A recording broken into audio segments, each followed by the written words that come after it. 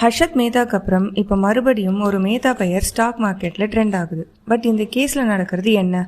15.15 lakh crore அமௌண்ட்னு பேசிக்கிறாங்க. வாங்க பார்ப்போம். ராஜேஷ் எக்ஸ்போர்ட்ஸ் பெங்களூர் பேஸ்ட் இந்த company jewellery manufacturing, gold refining, எக்ஸ்போர்ட்னு குளோபல் ஸ்கேலில் பிஸ்னஸ் பண்ணிட்டு வருது. பட் இந்த கம்பெனி மேலே செபி சீரியஸ் அலிகேஷன் வச்சுருக்கு. நியூஸில் எல்லாரும் பார்க்குற நம்பர் 15.15 lakh crore. இந்த நம்பரை பார்த்துட்டு நிறைய பேர் 15 லட்சம் கோடி பணம் எங்கே போச்சுன்னு கேட்குறாங்க. ஆனால் உண்மையிலே அது மிஸ்ஸிங் கேஷ் இல்லை. ஃபினான்ஷியல் இயர் 2021லேருந்து 2025 வரைக்கும் கம்பெனி டோட்டலாக ரஃப்லி 15.45 lakh crore ரெவென்யூ ரிப்போர்ட் பண்ணியிருக்கு. அதில் 15.15 lakh crore ரெவென்யூ ஃபிகர்ஸ்க்கு தேவையான சப்போர்ட்டிங் டாக்குமெண்ட்ஸ் இல்லை. சில டிரான்சாக்ஷன்ஸ் வெரிஃபை பண்ண முடியலன்னு செபி அலிகேஷன் வச்சுருக்கு.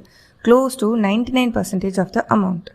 சிம்பிளாக சொல்லணும்னா, ஒரு கடை ஓனர் 100 ரூபாய்க்கு பிஸ்னஸ் பண்ணிவிட்டு அக்கௌண்ட்ஸில் 1000 ரூபாய் சேல்ஸ் பண்ணேன்னு சொன்னால் எப்படி இருக்குமோ, அதே மாதிரி கம்பெனியோட ஆக்சுவல் ரெக்கார்ட்ஸும் அக்கௌண்ட்ஸும் மேட்ச் ஆகுதான்னு செபி கேள்வி எழுப்பியிருக்கு.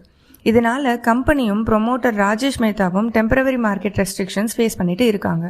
இன்னும் ஒரு ட்விஸ்ட், எல்ஐசியும் இந்த கம்பெனியில் அரவுண்ட் 10% ஸ்டேக் வச்சிருக்கு. பட் ராஜேஷ் எக்ஸ்போர்ட்ஸ் இதெல்லாம் ரிஜெக்ட் பண்ணி எங்கள் அக்கௌண்ட்ஸ் கரெக்டாக தான் இருக்குன்னு சொல்லியிருக்கு. இன்வெஸ்டிகேஷன் இன்னும் நடந்துட்டு தான் இருக்குது. செபி என்ன சொல்லுதுன்னு வெயிட் பண்ணி பார்ப்போம்.